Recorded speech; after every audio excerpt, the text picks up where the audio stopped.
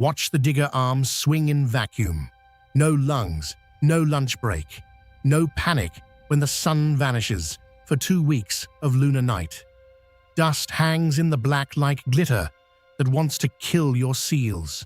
While humans stay behind meters of rock, a fleet of machines is already rewriting the moon.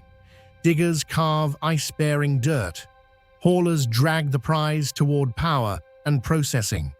Scouts map every meter of cold trap, like surveyors with steel nerves. Printers and builders stack habitats from local dust so the first city does not arrive in a shipping container. This is not science fiction chrome. This is industrial autonomy under siege by dust, cold, and delay. If you came for a hero in a white suit, keep watching. The first permanent workers do not wear suits at all. Episode 3 of Lunar Frontier is about the workforce that gets there first. Different bodies, different jobs, one rule. The frontier is built by systems that do not need to breathe. A human in a cold trap is the most expensive failure mode on the site. Spacesuits leak heat. Gloves lose dexterity.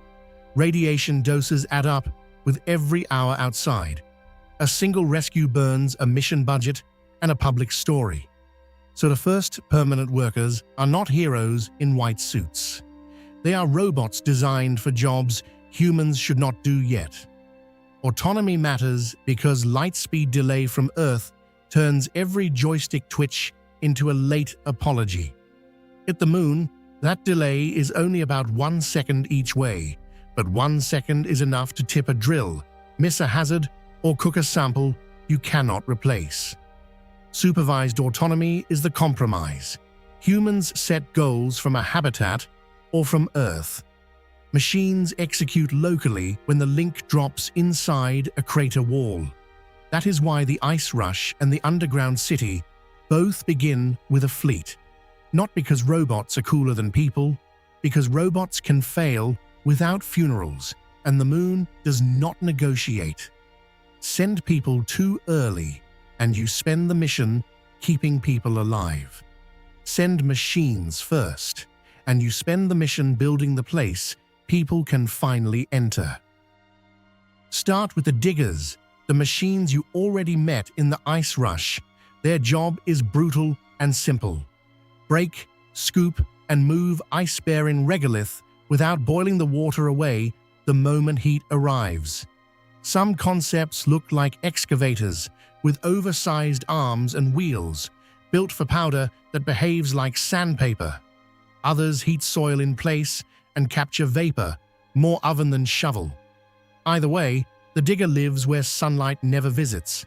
Batteries hate that cold. Lubricants hate that cold. Electronics need heaters just to think. Dust coats every joint and climbs into every seam. A digger that cannot keep seals clean becomes a sculpture in a crater. Designers argue about blades versus augers, batch excavation versus continuous feed, local processing versus haul-first logistics. The winners will not be the flashiest arms on a poster. They will be the ones that keep digging after the first 100 hours of darkness, when the live stream ends and the real shift begins. Ice in the ground is not ice in a tank. Haulers close that gap. They are the trucks of the lunar night, dragging ore, ice-rich soil, or sealed canisters from shadowed floors toward lit ridges where solar power and processing wait. Mass is everything. Every kilogram you move costs energy. Every steep crater wall is a negotiation with traction in dust that can behave like flour and glass at once. Some designs use wide wheels, some use tracks, some may use cable systems or hoppers that never leave a prepared path. The hauler does not need to be clever. It needs to be reliable, because a broken digger is a pause. A broken logistics chain is a dead mine. In every gold rush on Earth, the fortune often went to the people who moved freight. On the moon, the hauler is that fortune in steel. Watch the roots. Whoever owns the reliable path from dark floor to lit ridge owns tempo. Before diggers commit, scouts decide where the claim is real. Prospecting robots carry neutron detectors, drills, cameras, and spectrometers. They walk grids across cold traps like surveyors who never get bored. Their maps answer the questions that make or break a depot. How patchy is the ice? How deep? How dirty? Where does a lander risk tipping? Where does a solar ridge stay lit long enough to power a night of work? Scouts are also the early warning system. They find soft soil, sharp rocks, and communication dead zones before a heavier machine gets stuck. In a contested pole, the team with better maps operates with less waste and fewer public failures. That is quiet power, not a flag, a data set. The ice rush rewards the best digger.